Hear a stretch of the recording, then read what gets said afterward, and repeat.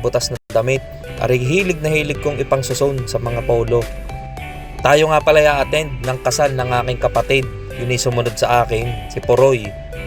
Medyo inagap-agapan namin ang alis at ang kasal daw ay alas 10 ay sa may parting Atimonan.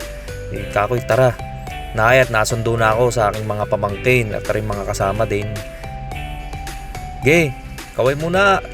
Mamaya na daw sila magpapalit ng damit. Yung kapatid ko nga palang yun ay pangatlo sa magkakapatid.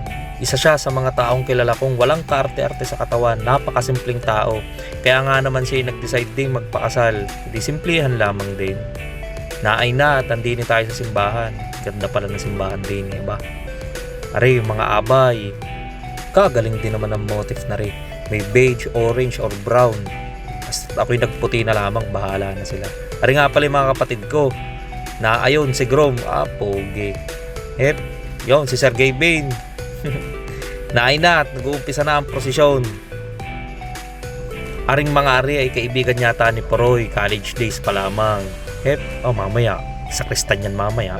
Sure. Parang chokoy. Parang ngiting tagumpay Siguro kung buhay yung tatay namin na inituwan-tuwa at siyang mag-aakay din Yun, yung kapatid ko ang nag-aakay, si Russell. Kamukha din naman ng tatay namin.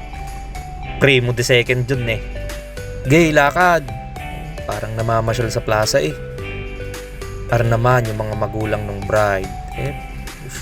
Medyo pa ito ka dun, Leslie Siyempre, mano sa kaliwa, mano sa kanan. At ihahatid sa dambana. At iiyak si Puroy. Hindi pala iniiyakin. At siyempre, mano dun sa kaliwa. Uy, ang kabila, mano. Tapos na. Yata nga rin mga dapil na. Panay ang kwentuhan hindi man lang makinig sa pare. At maya pa na ayun si Gerald underscore. At naay na nga ang pinakihintay ng lahat. Na susungga ba na? Si mo'y nagkakahiyaan pa siya, si mo'y hindi ginawa ng maraming beses Isa lang, sa bahay na uli yung iba. At syempre, hindi mawawala ang pagpapapicture sa pare. At saka, yung pagpapapirma ng mga ninong at ninang. Baka daw magkalimutan At dahil nga dapil na, dito na tayo dumiretso sa resepsyon. Hindi pala ginawa sa resort. Sila nagpipicturan pa, ayaw ay pumunta na din kaigi din pala talaga ng venue din At bigla akong tinawag ng aking asawa at siya di selfie sa akin. Yes, Yara. Hindi niya alam, may video. Pagpunta ko naman sa lamesa ko, may garne. Di ka ako, kung ikay naka-orange din sa litrato, ay orange din ring aking ilalagay din. Bahala ka na. At nung sinimula na yung programa, ay sumayaw na rin dalawa. May nagkakalokohan lang Hindi rin mawawala aring cake cutting, aring traditional na sa mga kinakasal. At ang sabi pa, kapag daw mas malaki yung cake na isinubo, ay ganoon din daw yung laki ng pagmamahal. Parang hindi naman yata.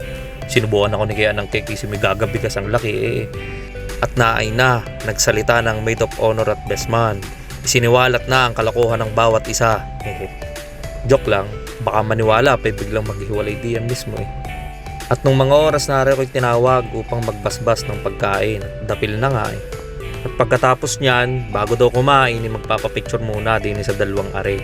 Hindi kami pumisto din Noong mga time na yun, ako wala na talagang sapatos. Masakit na ang aking paa. Are ang mga handa, may kanin, may kung ano-ano. Bahala ka na. Kasa't ako'y dapil na, ako'y kakain na.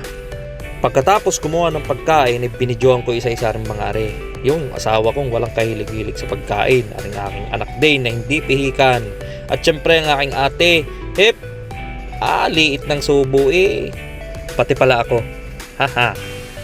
At si Gerald underscore ng Ginyangan. Walang kakaway.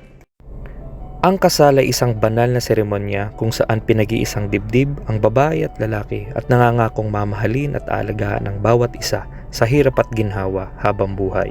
Game over ka na sa pagkabinata o pagkadalaga, pero start ng game sa panibagong yugto ng buhay kasama ang iyong asawa.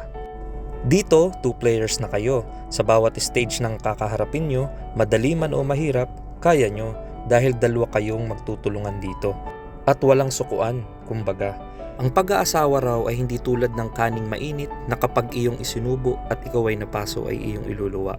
Siyang tunay, yung tipong magkaroon kayo ng matinding problema ay suko ka na. Hindi yun ganun.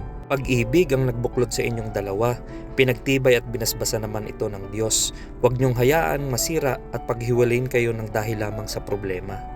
Baka nakakalimutan natin, kaya nga tayo sumumpa sa harap ng Diyos, till death do us part, di ba ga? May mga pagkakataon talaga na dadaan kayo sa mga pagsubok, at yung mga pagsubok na yan ang paraan upang maging mas matibay ang inyong pagsasama.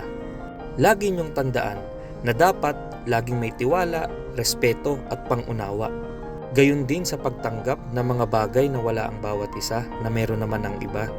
Sa ganang akin lang, hayaan niyong si Lord ang pumagitna sa inyong relasyon at makasisigurong magiging makulay, maayos at masaya ang inyong pagsasama. Ge, kampay.